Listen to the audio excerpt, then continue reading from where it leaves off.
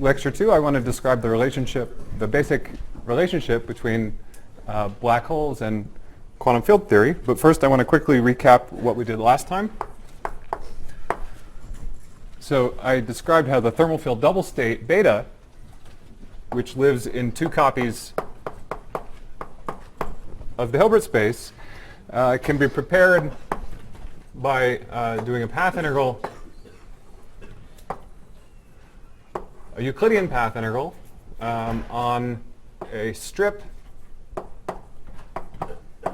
of size beta over 2. And so we have to, so in order to do this, in order to turn this into a number, we have to put field data or states on the edges of the strip. And those correspond to the 2 states in the 2 copies of the Hilbert space, and that's how we calculate matrix elements of this, or the wave function of this state. And I described the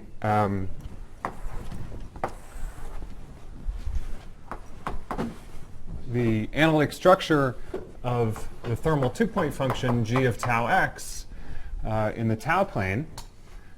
So imaginary time is running this way, so real time is running vertically on these pictures, and we said that there's a branch cut starting at x, another branch cut starting at minus x, and this whole thing is periodic in beta, so this just repeats.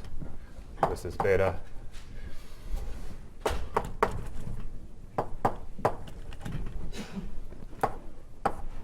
Minus beta. One thing that I mentioned briefly but didn't really emphasize last time is the difference between relativistic theories at finite temperature and non-relativistic theories at finite temperature. The basic difference is that a non-relativistic theory is sort of like one where this cut could just go all the way to 0. So in a non-relativistic theory, there isn't really a useful sense in which you can define a periodic function on the full plane. It's really you just have the strip. So in a non-relativistic theory, you never go outside the strip. And you still have the KMS condition, which relates the O1, O2 ordering here to the O2, O1 ordering when you translate by beta. But these cuts would just fill in, and we would only talk about the strip. The nice thing about relativistic theories is that we can analytically continue to a periodic function on the many-cut plane like this. Okay.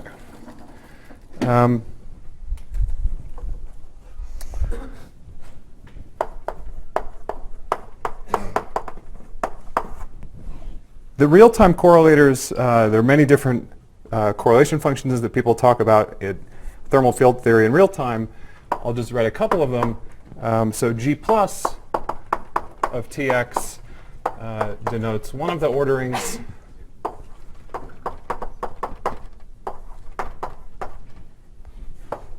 G minus of Tx is the other ordering. So these are the Whiteman functions. It's ordered as written. There's no implicit time ordering or anything. And the statement here, so I described it in terms of these pictures with branch cuts and everything. But to summarize everything we said about those cuts, the statement is that G plus minus of Tx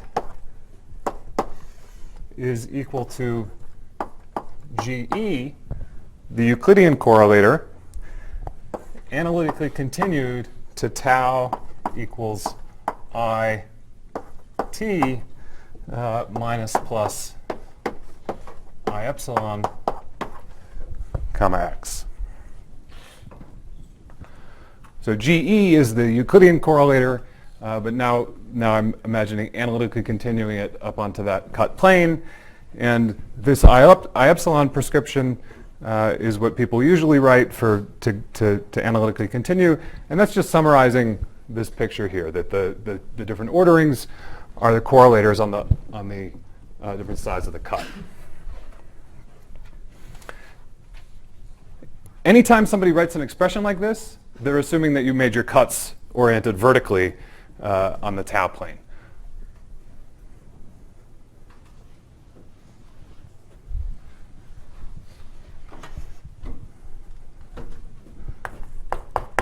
Let me give a quick example, which is a two-dimensional CFT. In a two-dimensional CFT on a line, we can go to finite temperature just by a conformal transformation by mapping the plane to the cylinder. So the cylinder, well, the half of the cylinder just prepares the thermal field double state, and doing the expectation value gives you the other half of the cylinder. So the well-known conformal transformation to the cylinder gives you the Euclidean, which I'm not going to write, but you've probably seen this, gives you the Euclidean correlator GE of tau x is e to the I pi h minus h bar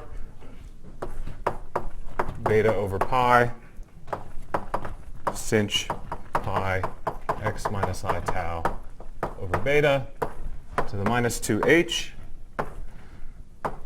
beta over pi sinh pi x plus I tau over beta to the minus 2h bar, where O, the operator that we're considering, has conformal weights h bar.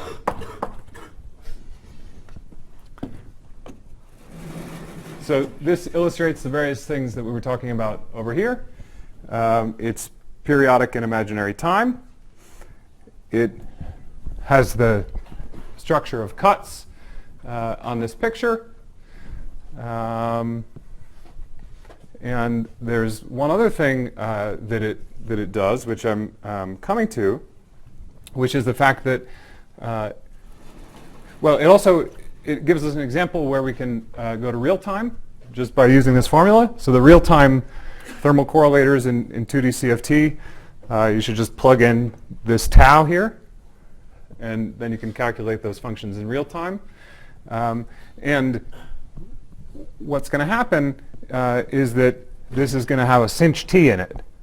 So the real-time thermal correlators are going to have exponential factors. If you get all the signs right, this is going to be exponentially decaying in time. And that's something that's going to be important, as we'll come to later. OK. Any questions at this point about what we did last time or what I said so far?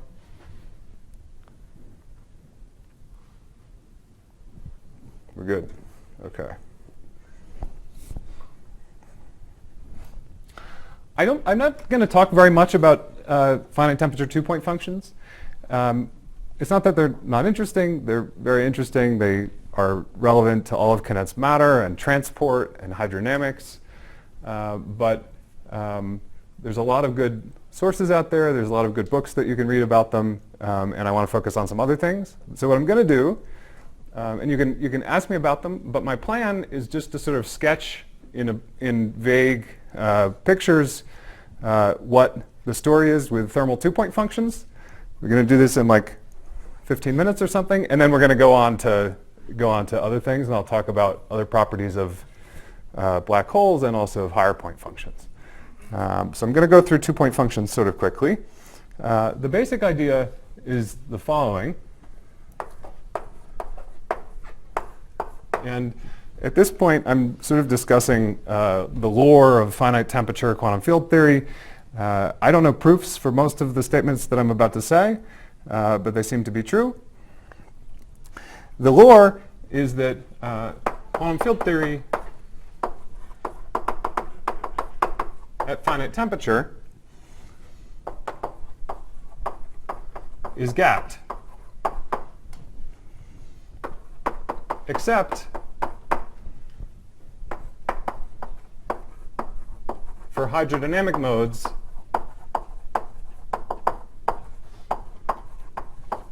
associated to conserved quantities.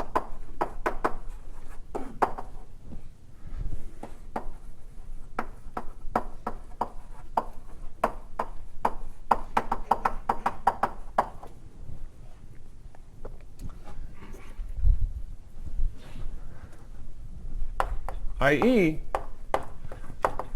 for a generic operator O, that is one that's not the stress tensor or something special like that associated to a conservation law, the thermal two-point functions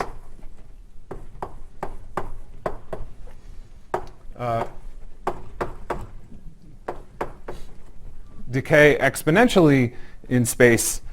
Sorry, that should not be a beta necessarily. That should be a xc. Decay exponentially in distance, both in space and in time.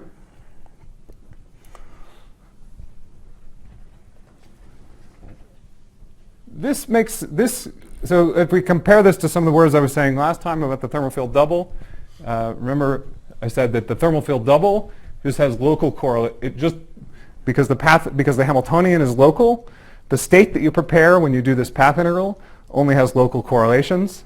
So that's this statement. It's the fact that these things are dying off exponentially at large distances. That works in space. That logic that the words that I just said, they work in space. Getting it to work in time is more subtle, and that's where I don't have a proof that this is true, and in fact it's not true for hydrodynamic modes. So the flip side of this is that for conserved operators,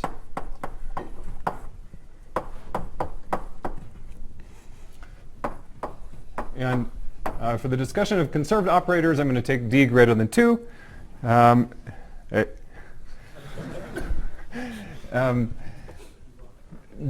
Because things are a little bit different in 2 dimensions, and it's in higher dimensions that we can have transport. So that's mostly what we're just interested in this context. So a correlator like j nu of x, j nu of 0, or t mu nu of x, t alpha beta of 0, where j is the current associated to a symmetry, t mu nu is the stress energy tensor. Correlation functions like these have 2 contributions. They have a hydro piece, and then everything besides hydro is exponentially suppressed. So that's what I mean by gapped. Gapped means that correlation functions are exponentially suppressed. So this is the lore. It's that if you look at general operators, everything should just be suppressed. The only things that should persist at long distances at finite temperature are the hydrodynamic modes. So hydro, these are gapless modes.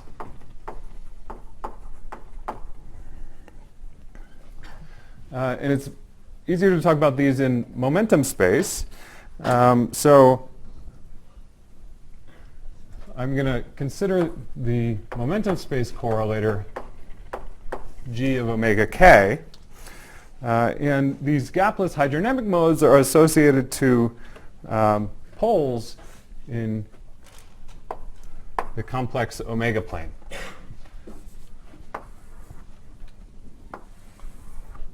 So for the theory to be stable, for things to not exponentially blow up, any poles have to be on the real line or in the negative negative half plane. So the poles that you typically get are, well, first of all, you can, if this is the correlation length, then further away from, once you go the correlation length away from the origin, you can just have anything. Okay, so maybe you have some poles, maybe you have some cuts. You can have all sorts of junk if you go far away from the origin. That's this non-universal stuff that depends on your theory. It's all the gapped stuff in your two-point function. But what hydrodynamics tells you is hydrodynamics controls or describes the modes that live near the origin. So if we take omega and k to 0, then there's some region near the origin, and hydrodynamics is the theory of those modes near the origin. So the important ones that people talk about are a diffusive mode, which is has dispersion omega equals minus I dk squared, where d is the diffusion constant.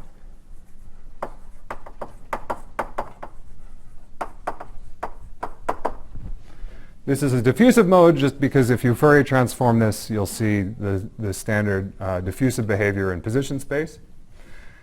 You can have a sound mode. So a sound mode lives, a long-lived sound mode lives on the real axis.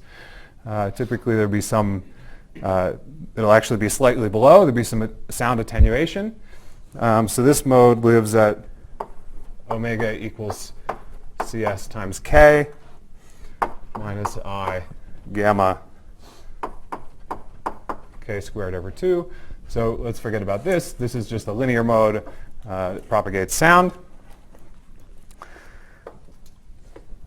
The correlation function g of omega k will then be take the form stuff over omega plus I dk squared plus stuff over omega minus csk plus dot, dot, dot. Obviously, I'm being pretty schematic here. There's all sorts of indices that you have to worry about. There are different kinds of modes showing up in different channels depending on where your indices are. But this is the basic picture. That hydrodynamics tells you about things that survive as you scale omega and k to 0. The statement that this is hydrodynamics is the statement that there's another way of finding these modes, and that other way is just solving the conservation equations. So hydrodynamics describes solutions to the conservation equations, and so you can find them that way as well.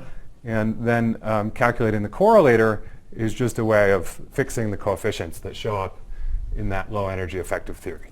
So hydrodynamics is the low energy effective field theory at finite temperature.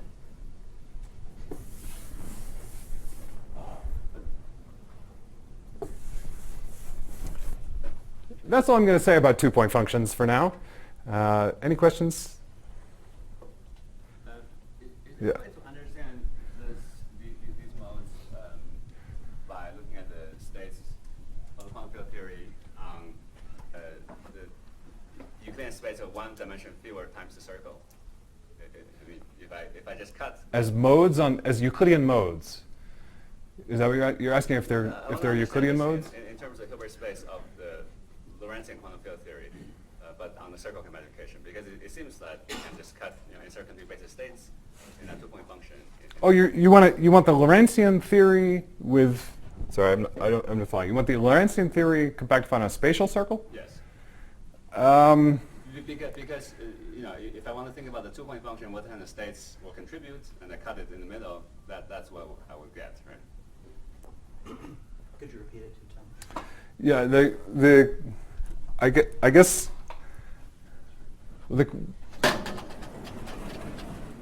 we've taken a Euclidean cylinder and then continued into real T, and I guess she is asking, what if we just took the Laurencian cylinder and studied modes on this Laurencian cylinder? What do those have to do with hydrodynamics? Is that the question?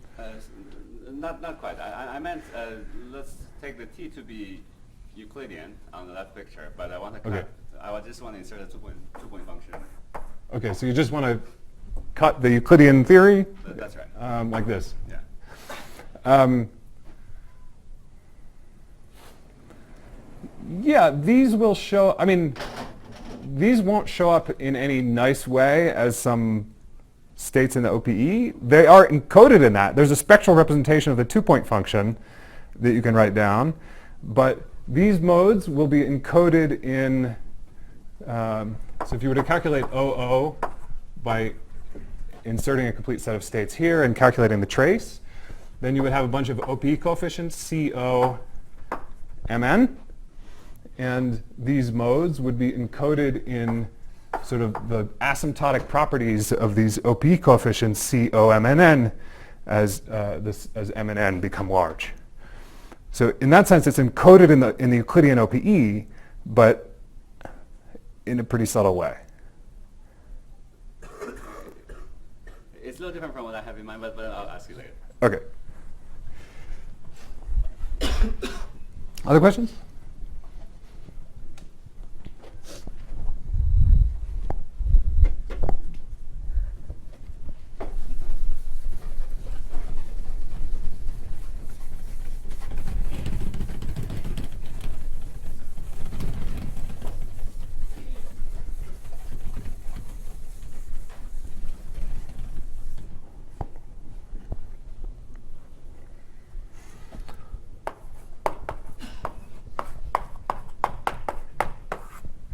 Okay, so I haven't said anything about black holes yet. I've just been talking about quantum field theory at finite temperature. And now I want to talk about the relation to black holes. So the starting point is just the usual ADS CFT dictionary, which tells you that the partition function of the CFT on a manifold with metric G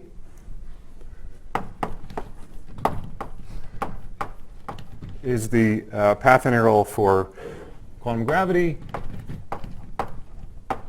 on a bulk space-time whose metric has this boundary condition. So I'll write it this way, dz squared plus gij dxi dxj over z squared as z goes to 0.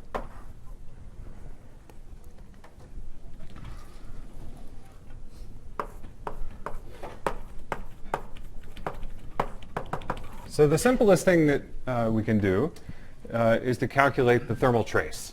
So remember we said that z of beta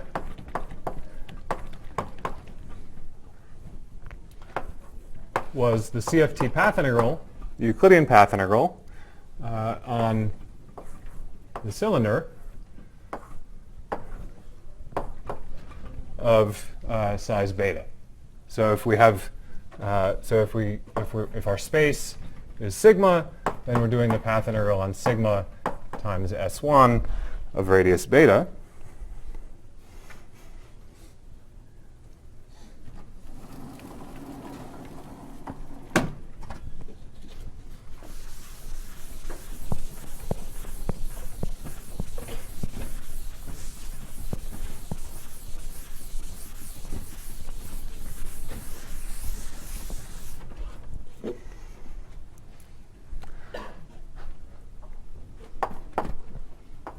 So on the gravity side, what we're instructed to do by the usual dictionary is to find the quantum gravity partition, calculate the quantum gravity path integral on spacetimes of one higher dimension with this boundary condition. Okay, so we should calculate the gravitational path integral, which I'll write schematically this way, as a path integral over the metric and everything else, e to the minus the Euclidean action,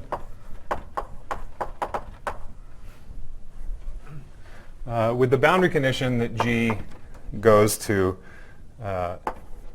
z squared, z to the minus 2 times this sigma times S1 beta. This expression that I'm writing is pretty schematic because I'm just writing a path integral as if we could just define quantum gravity this way. Of course, in the UV, we have to do string theory.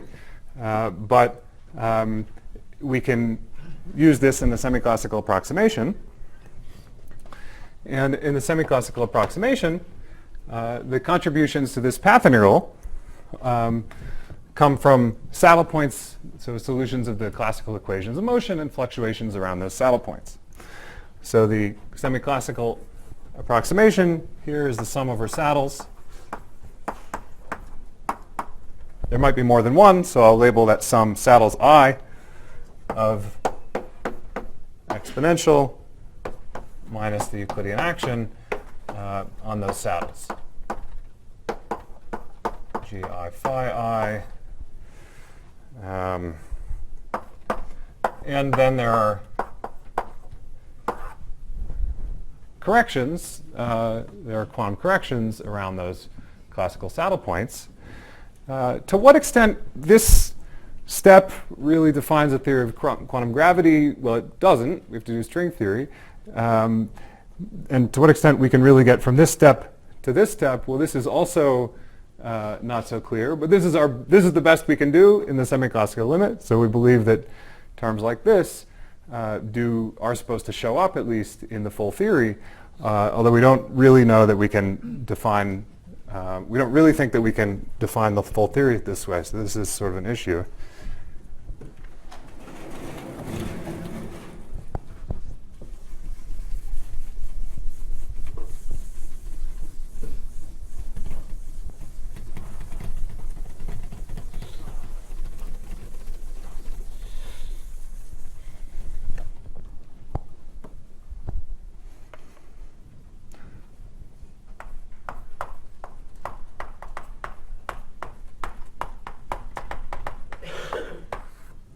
Okay, so if we're supposed to sum over saddle points and calculate the Euclidean action and include loop corrections, then the first thing we should do is we should write down the classical solutions of gravity that have this boundary condition. And there are a few that we can always write down. The first is the Euclidean black hole.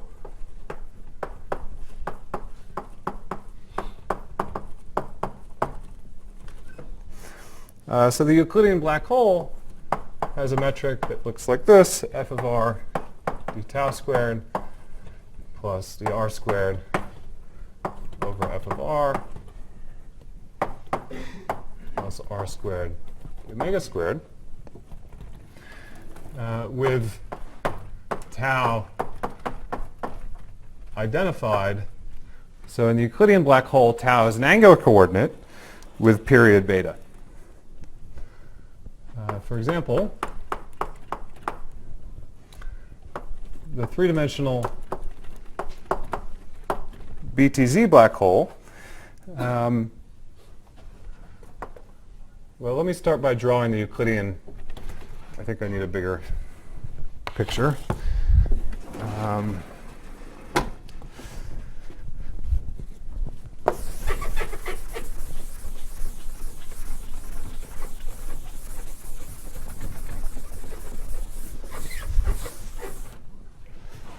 Okay, so let me start by drawing the Laurencian black hole.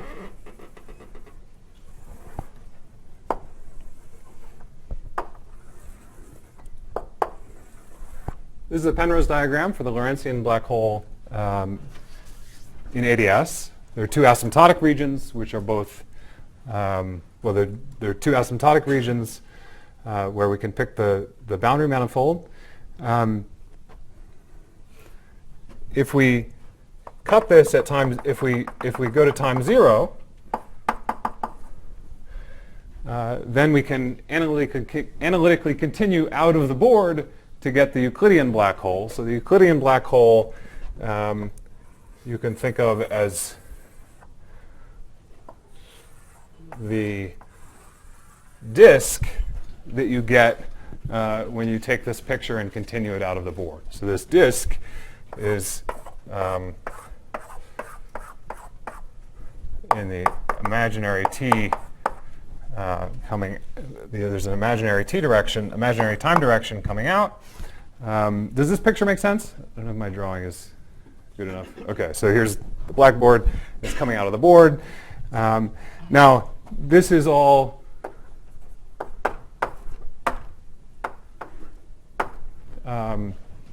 times an S1, because what I've drawn here is a radial direction r and a time direction t, but then there's also the space direction. There's one space direction in 3 dimensions. So at each point here, there's an S1.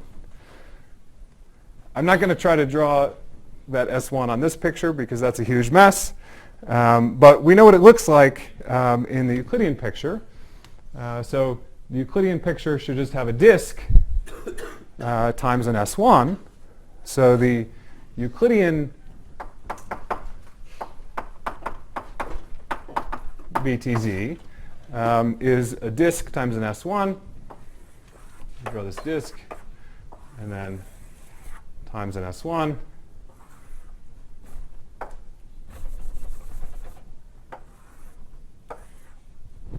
and we get a torus. We get a solid torus. So the coordinates on this thing, let's see. The space direction was this S1 that we were drawing, so that one's easy. The time direction was the direction on the disk. Okay, so, and that's been periodically identified. Okay, so tau is identified mod beta and is the coordinate around around this cycle of the torus, and the radial coordinate r is then just this the filling of the torus. Okay, so this is the Euclidean black hole geometry. The boundary, the asymptotic bound, there's just one asymptotic boundary here, and it's the T2 on the outside. What else do I want to say about it? The horizon. Okay, so in Laurencian, the horizon is this whole null plane here. But in Euclidean, the only piece of the horizon that we actually can see in the Euclidean section is this point in the middle. So the Euclidean horizon is a point times S1 for the space direction, and that is this S1 going right through the middle of the right inside the middle of the solid torus. Okay, is this picture? Any questions about what this picture means?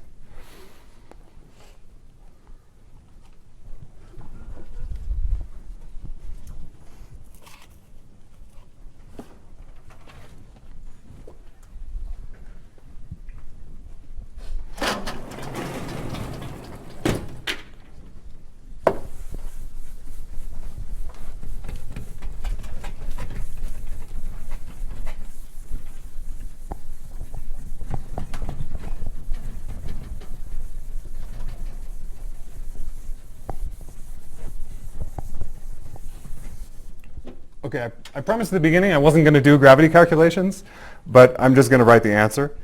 So you can calculate the Euclidean action on BTZ just by plugging into the Einstein action, plugging in the solution into the Einstein action, being very careful about your boundary terms, and you'll find minus pi squared c over 3 beta with C equals 3 L ADS over 2 G Newton, which is much bigger than 1 because our ADS we're assuming to be semi-classical and therefore much bigger than the Planck scale.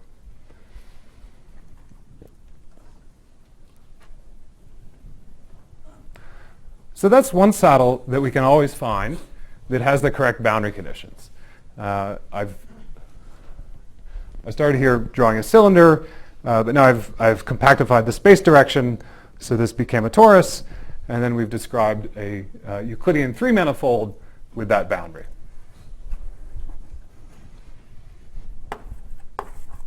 There's a second saddle that you can always find, which is called thermal ADS. So the geometry of thermal ADS is just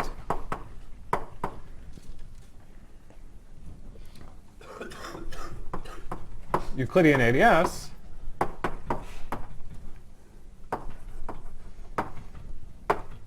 with the time coordinate identified mod beta. So what does that look like? Let's start with the Laurencian. Laurencian ADS is a cylinder.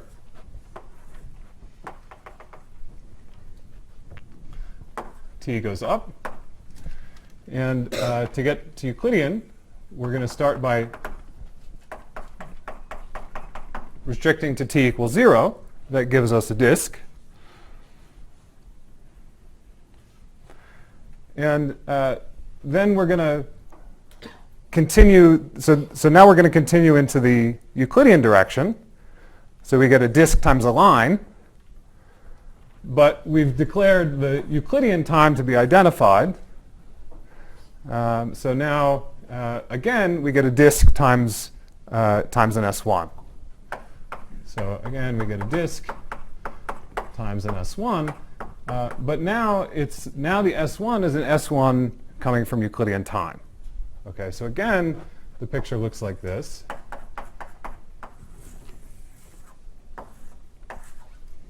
But the coordinates here are different. Over there, the angular coordinate was tau, and this coordinate around the donut was theta or phi. What did I call it? Well, I didn't give it a name. Let's call it theta. In this case, we started with an angular coordinate theta. We still have an angular coordinate theta when we go to Euclidean. And then we've just multiplied that by a thermal time circle. So tau is going around in this direction. Yeah? How is this different from, or is this just a Euclidean black hole as well? Because it has the same form as the vector form. Yeah, the geometry, this geometry is the same. It just has a relabeling of coordinates. The interpretation is very different, but it really is the same, essentially the same geometry. It's not quite the same because the modulus of the torus is different. So in this case, the modulus was beta. And in this case, if you want to define the modulus the same way, you have to swap tau and theta. So it's actually a torus with a different modulus. I wasn't really planning to get into that yet, but the two tori that we're drawing here are related by a modular transformation, which sends beta to 4 pi squared over beta, or tau to minus 1 over tau, where tau is the standard notation for the modulus of the torus and is not Euclidean time.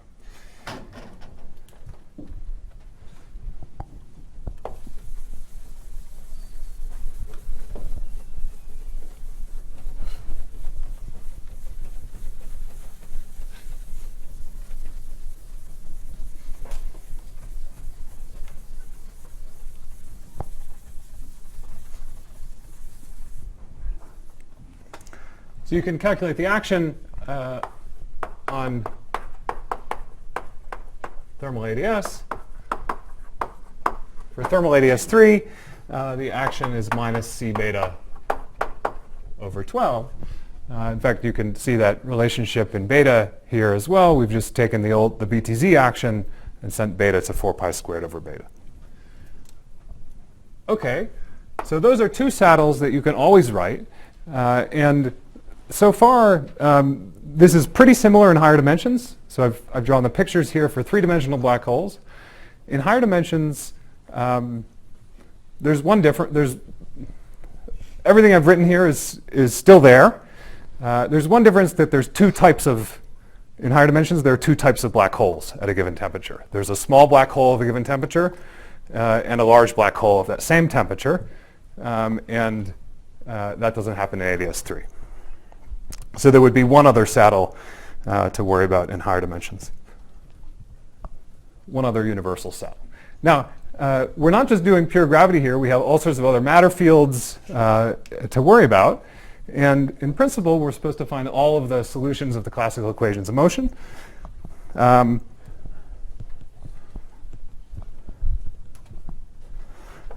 not going to do that. So number 3 is other with the fields not equal to 0. And these do contribute. They are important, although it turns out that they're not important at high temperatures where it's the black hole solution that dominates. Yeah? In quantum field theory, like you were arguing yesterday, starting from basic assumptions, we can argue that different orderings of Laurencian correlators or Laurencian passages can be continued to Euclidean. Is that true for quantum gravity? We seem to be doing that here. But is that basic argument that that should go through for quantum gravity? Well, the argument is Repeat the question. yeah, sorry. The question is whether the relationship between Euclidean and Laurencian that we have in ordinary quantum field theory still holds in quantum gravity.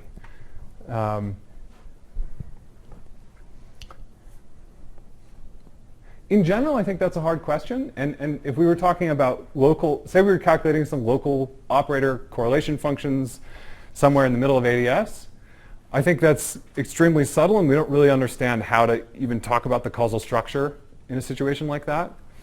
What I'm doing here, the philosophy is a little different. I'm taking ADS CFT as an input, and I'm really just using the dictionary, ZCFT equals ZGrav, and the standard properties of Euclidean versus Laurencian quantum field theory.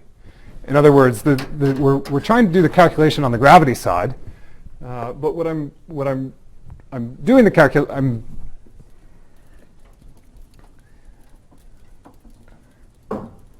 I'm doing the same analytic continuations that the quantum field theory tells me that I'm allowed to do. So I think we're safe as long as we're assuming ADS CFT. But for more general observables, I think it is subtle.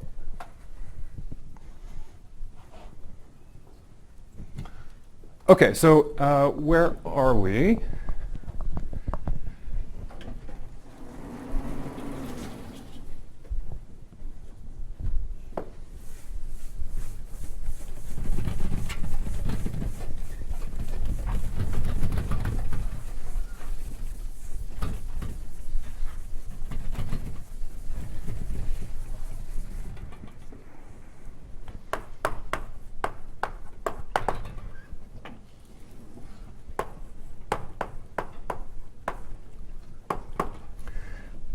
Well, we said we're supposed to, where to go? Here, this is the formula we're doing. We're supposed to sum over saddles, calculate the Euclidean action, and loops if we're interested. So we've written down some of the saddles, and we can start writing down the partition function calculated holographically. It's e to the minus SE of the Euclidean black hole plus corrections. Then there's a term e to the minus SE of thermal ADS plus dot, dot, dot. And then there are potentially other saddles.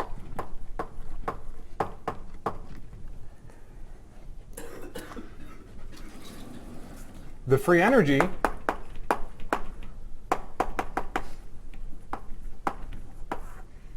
log Z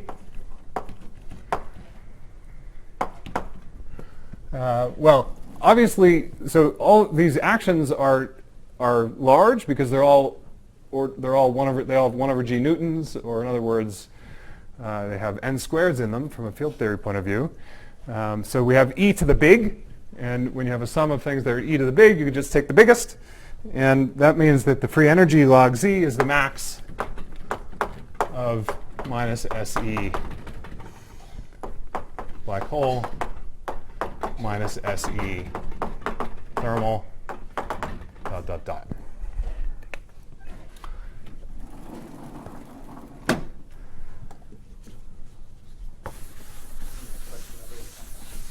Yeah. The rotating black holes, are you putting them in the black holes or putting them in other saddles? The question is, where am I putting the rotating black holes? The answer is that rotating black hole has a different boundary condition because for rotation, we should be talking about trace e to the minus beta h minus omega j. So we would be talking about a different ensemble, and when we translate that into a path integral, it'll be a different path integral. So that's a different boundary condition, and we're not including them because they don't obey our boundary condition.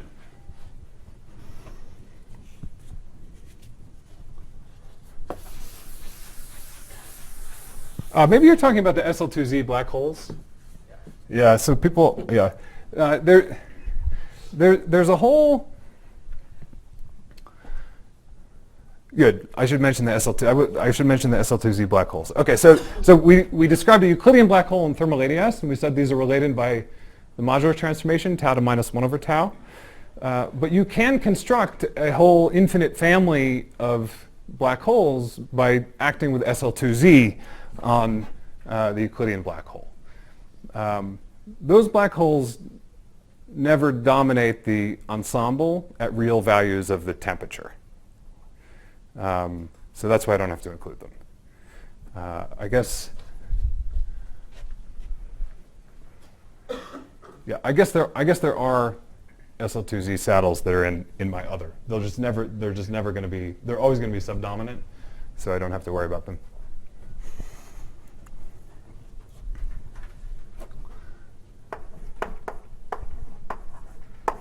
Okay, so in our three-dimensional example, we found Z has a contribution that's e to the pi squared c over 3 beta plus e to the c beta over 12 plus dot dot dot. And if I draw this,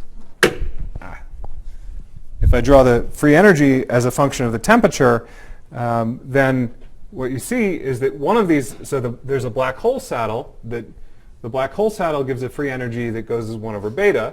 So there's a black hole saddle like this.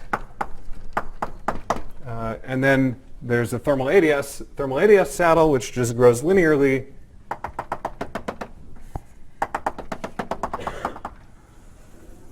So this is the thermal ADS saddle.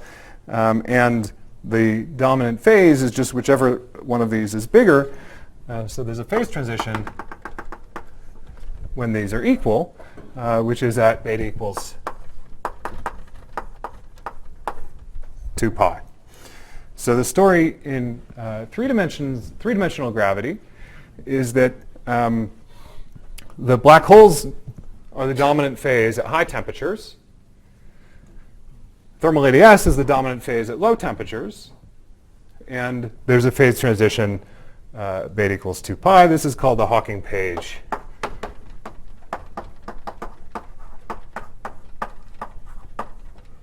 transition.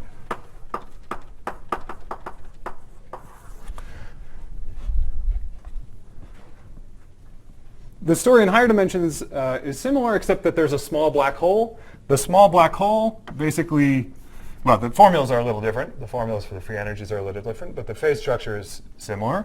There's also a small black hole, but the small black hole always sits below the large black hole. So the small black hole in d greater than 2 sits down here and doesn't affect this phase structure. More interesting things can also happen when you start including the other saddles. You can have cases where there's some other saddles that dominate for a while. Well, in 3D gravity, other phases can't dominate. In higher dimensions, you can have other phases. You can have funny things happen at low temperature. So this phase structure can get more complicated.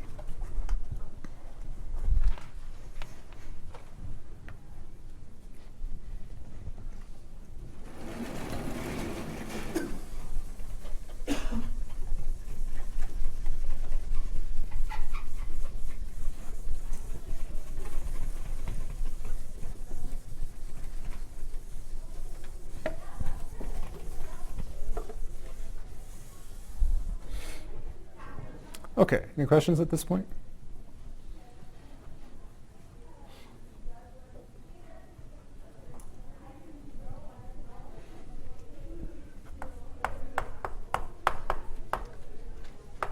Okay, so if you remember what we did in the quantum field theory discussion, we started with Z, but we started with calculating the thermal partition function. But then we went to the more refined question of actually the thermal state, and that's gave us the thermal field double beta, which we could use to calculate correlation functions. Now basically we're going to run the same thing in ADS. So we want to understand what does this thermal field double mean in terms of ADS? And this is the story of Maldasena's eternal black hole equals thermal field double.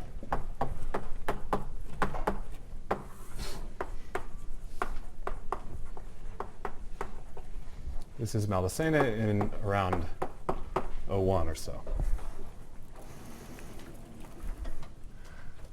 So first of all, what's our goal? Well,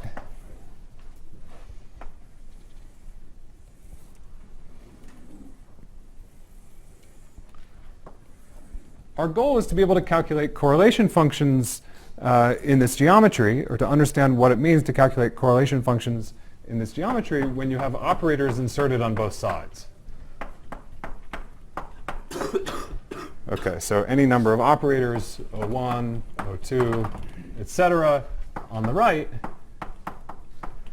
and O1, O2, etc., on the left.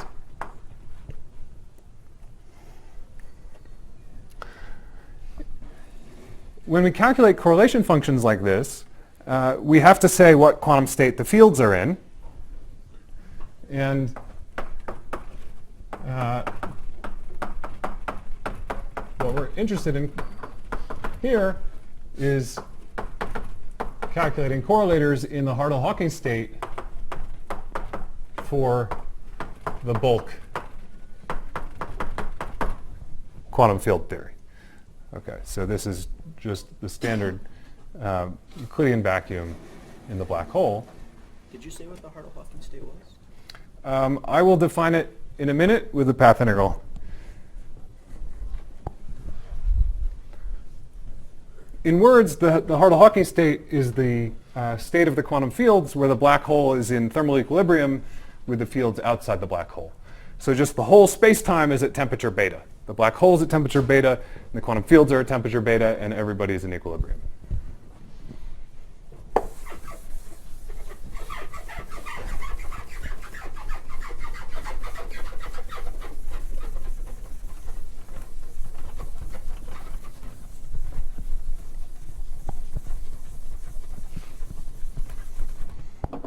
Maybe I should write that. Okay. I.e. in equilibrium with the black hole at temperature beta.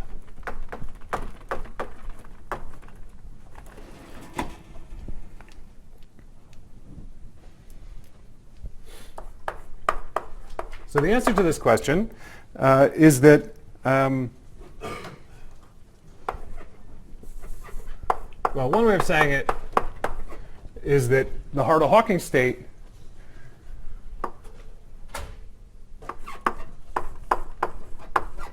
is in fact the thermal field double.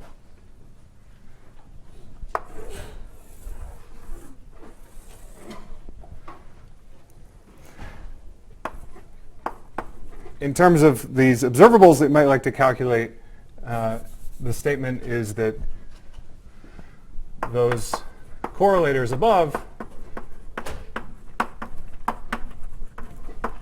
are correlators in the thermal field double. So we insert operator 1 on the left, operator 2 on the left, dot, dot, dot, and then operator 1 on the right, operator 2 on the right, dot, dot, dot. And we calculate that in the thermal field double. So this is the statement of the duality for these two-sided geometries where you have eternal black hole in the middle and operators on the two sides. Once you've done all the path integral prep that we've done in the first lecture, there isn't really anything to derive. The derivation is like one line. Okay, so we want to argue that these two things are equal.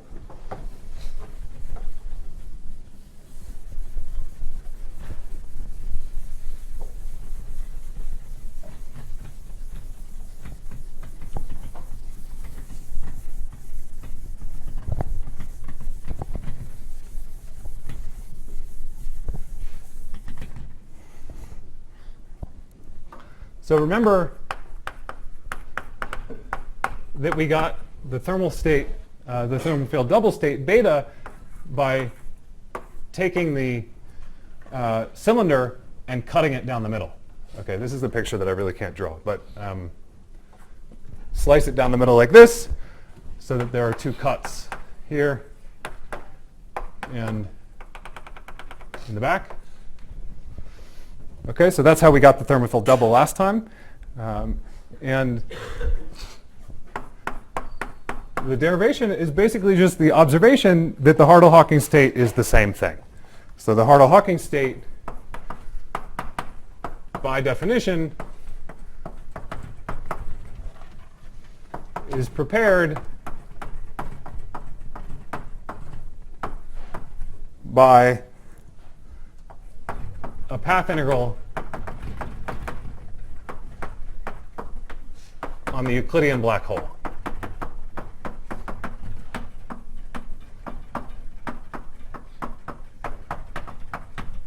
But is really on half of the Euclidean black hole. So what do I mean by that? The Hartle-Hawking state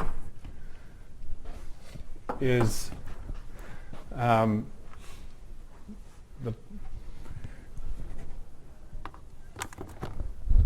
the path integral on this half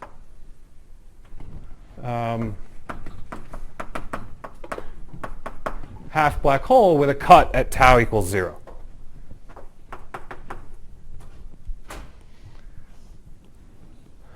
Remember that the Euclidean path integral prepares quantum states. The Laurencian path integral evolves them in time.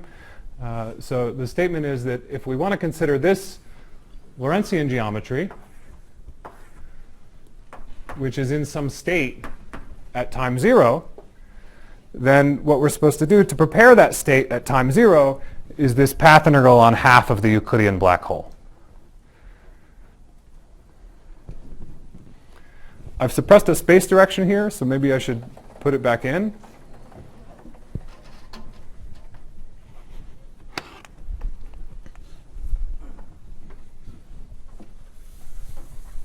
Tom, when you speak of path integral that prepares state in the quantum gravity theory, you can't really fix the background. You can only fix it asymptotically, right? So when you say half the black hole, you mean fixing asymptotically to be that of the half black hole. Yes, that's right. It's the boundary conditions are the half black hole, but we know that the saddle point that fills that, we know at least a saddle point that fills that in is the Euclidean black hole, so we can apply the same thing there.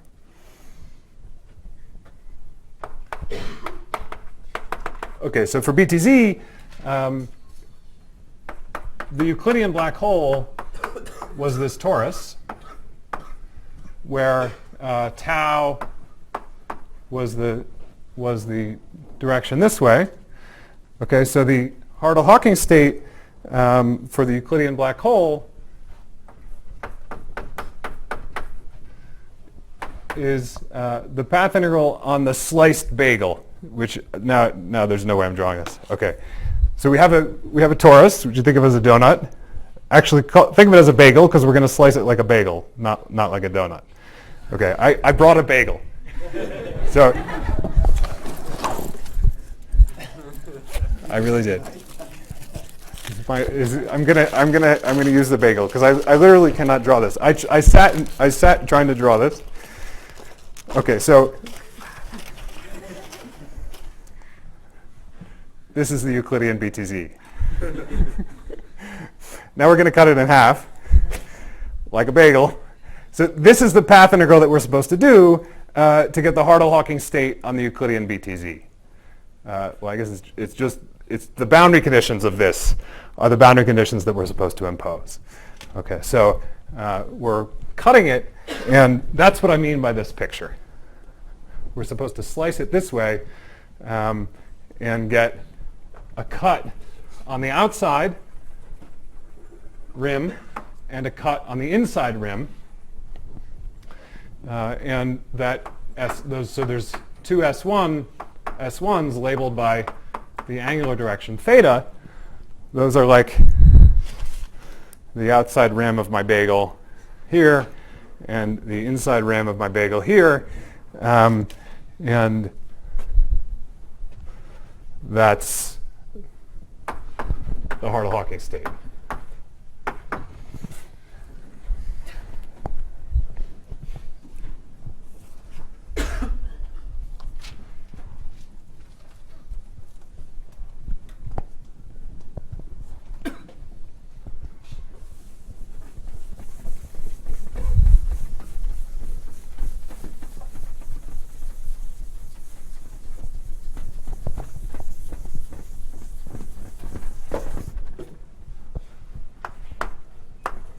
Thus, the boundary condition for Hartle-Hawking is the strip of size beta over 2. Right, if we forget the tasty inner part of my bagel and just look at the boundary condition, then it's an S1 times an interval. So, sorry, that was supposed to say beta over 2. And that path integral is exactly what we defined to be the thermal field double state beta.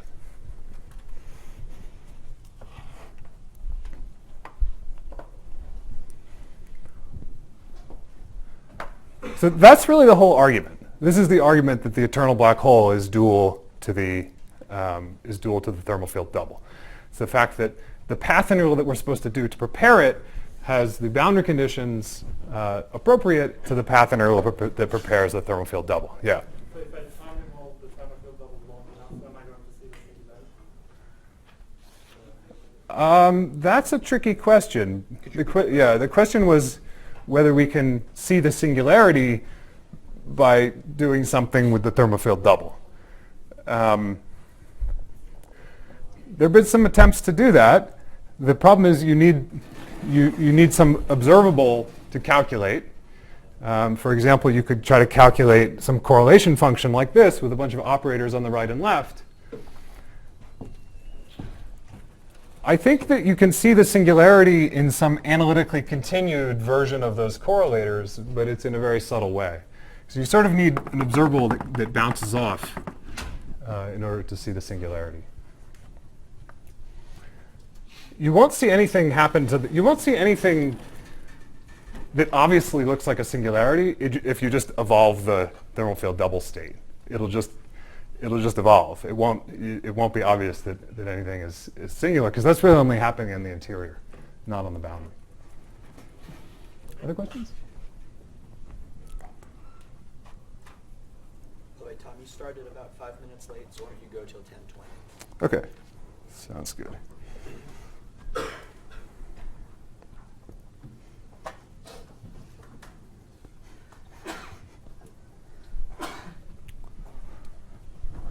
Okay.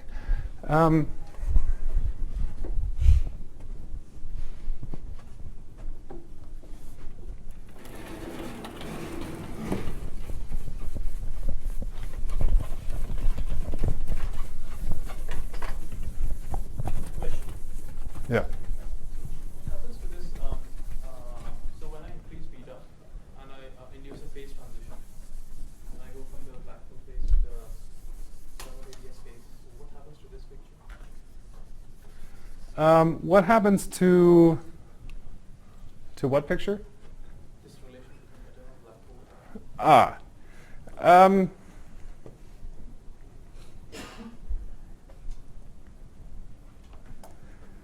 Yeah, at low temperature, Could you repeat the question? the question is, what happens to this picture, or what's the deal with the phase transition in this picture, I guess is the question.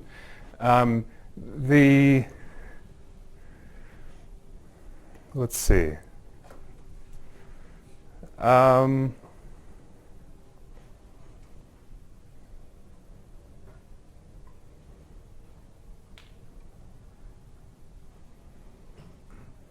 don't know. Maybe we can talk about it after. I think if we draw some pictures, we can answer that question. But ask me afterward, because I want to get to something.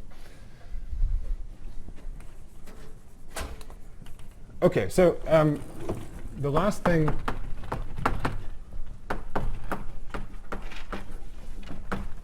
that I want to talk about today is the relationship of all this to the information paradox. So the information paradox means various things. Of course, there's the original version of Hawking, which says that you start with a star, which is in a pure state. You collapse it to a black hole, and then you evaporate it to a gas, and you've violated the unitary evolution of quantum mechanics because you started with a pure state and ended with a mixed state.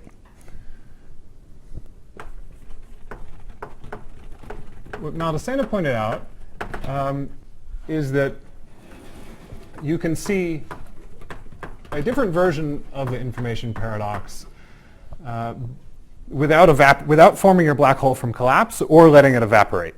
Okay, so this is a version of the information paradox where you study correlation functions in the eternal black hole. And you can see why this would be an attractive thing to try in ADS-CFT. If you want to do the first one in ADS-CFT, that's pretty tough because you have to form it from collapse. You have to somehow describe that in quantum field theory. You could sort of do that in 2 dimensions, but it's hard. Then you have to let it evaporate. That's even harder. And then you have to ask, what kind of observables am I supposed to use to probe this? Okay, so that's hard. This version of Maldacena is much easier to wrap your mind around and to do calculations. So this is a nice alternative to Hawking's paradox. The idea is the following. We're going to calculate a 2-point function in the eternal black hole with operators O of 0 and O of t. It doesn't matter. The space dependence here won't matter, so I'm just going to suppress any dependence on x.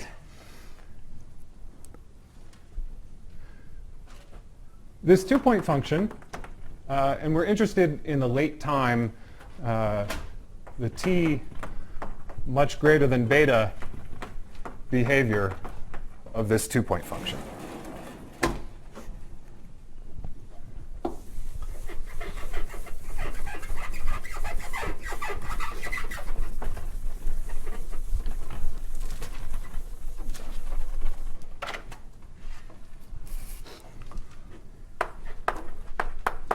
So you can calculate that on the black hole.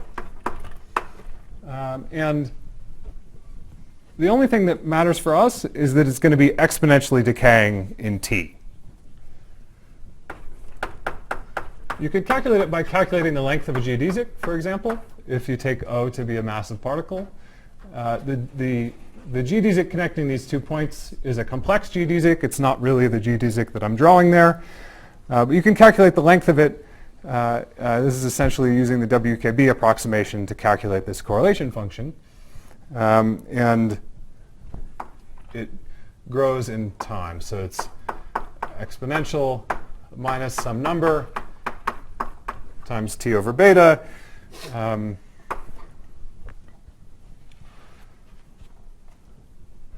this is the gravity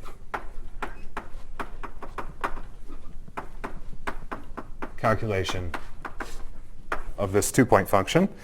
However, this is a contradiction.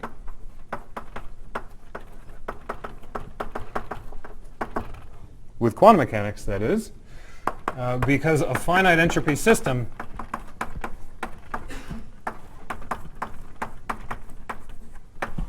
never forgets. Okay, so I will explain what I mean by that. But that's the logic. The logic is that in a quantum mechanical system with a finite with a finite entropy, so there's a finite number of states that are actually relevant to the calculation. You just can't get you can't get 2-point functions that are exponentially small like this. The intuition for this is if you imagine calculating this 2-point function by summing over states. We're at finite temperature, so we calculate it by summing over states. As we go to late times, we're going to insert some e to the I e to the minus IETs into that sum over states. And so we're going to have a sum over a bunch of states in the thermal ensemble weighted by these phases. At late times, we're going to be summing up a bunch of random phases, essentially. When you sum up a bunch of random phases, they can all cancel. But if there's a finite number of states in the sum, there's no way they could cancel completely. You just can't take a finite number of wild phases and add them up, expect to be able to add them up and get 0. There's no way it could possibly add up to 0. Okay, so I'm going to give a more elaborate version of that argument in the next few minutes, but that's the basic idea. You just, when you're summing a finite number of states, these crazy phases can't possibly cancel everything completely to 0.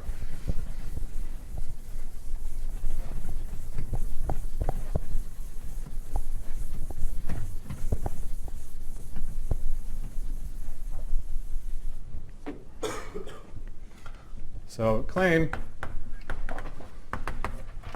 quantum mechanics requires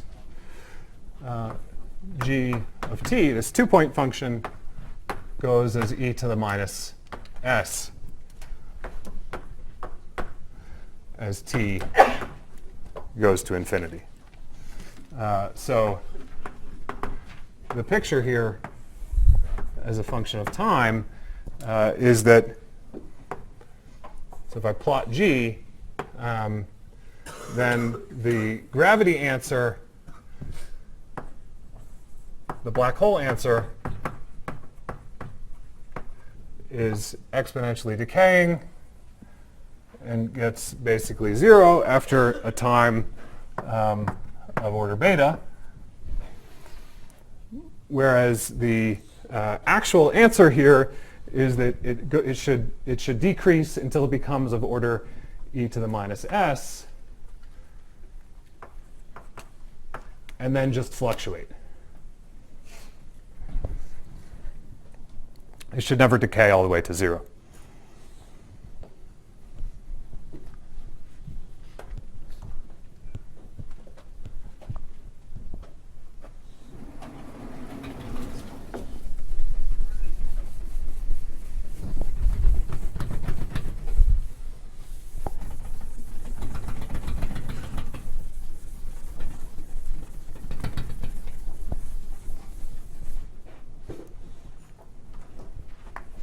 Where does this e to the minus s come from? I'm going to sketch the argument. So g of t is the thermal trace, sum over m, e to the minus beta em, m O of t, O of 0, m. The first thing I'm going to do is insert a complete set of states in the middle here. So this gives us our sum of phases, 1 over z, sum over m and n, e to the minus beta e sub em plus I e m minus e n t times the matrix element OMN squared.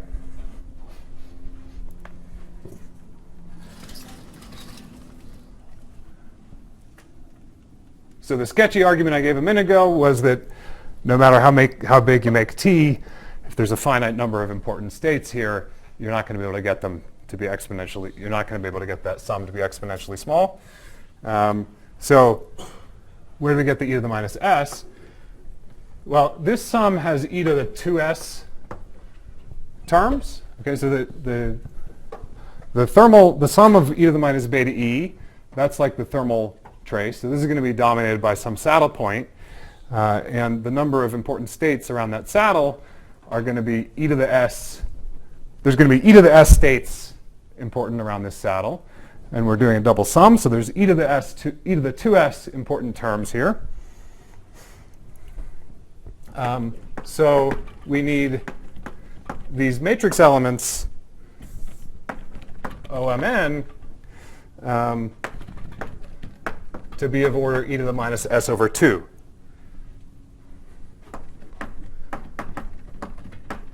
This is so that G at time 0 is order 1. We're assuming O is just like a probe field, so at early times it just has some order 1 2-point function. We need these matrix elements OMN to cancel to the e to the s dependence of the sum, so that means they go as e to the minus s over 2.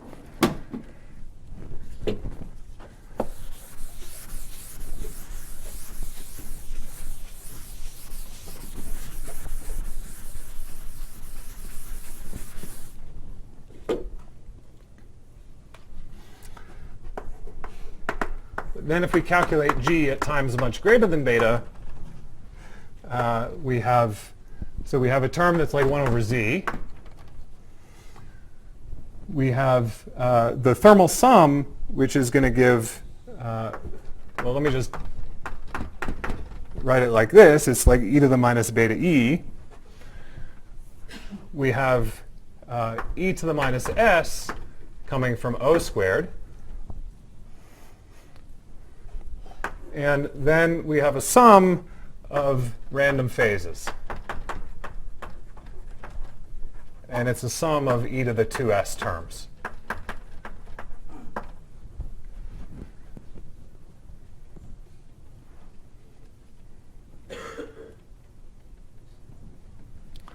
Z itself is like e to the s minus beta E. So the beta e's cancel. The e to the s's cancel. Wait. No, they don't. The beta e's cancel. So now we have an e to the minus. So this prefactor here is like e to the minus 2s. And then we're summing up e to the 2s random phases, which is going to give a number of order square root of the number of terms. Okay, so the sum of these random phases is going to be like e to the s. And so overall, G is going to be like e to the minus s at late times. So that's how we estimate that.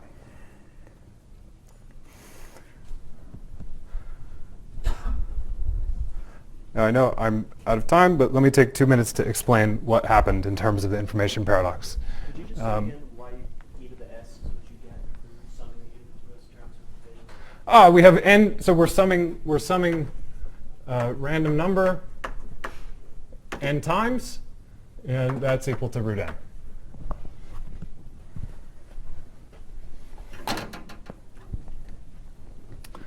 Okay, so what happened? Well,